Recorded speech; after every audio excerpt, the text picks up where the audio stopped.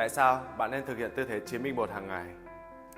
Đầu tiên, cơ thể của bạn sẽ được gia tăng sức bền nhờ việc tác động vào nhiều nhóm cơ trên cơ thể.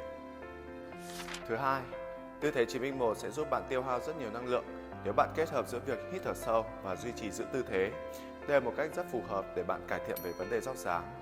Nếu bạn kết hợp thêm chế độ dinh dưỡng hợp lý thì bạn sẽ có một cái vóc dáng hết nước chấm.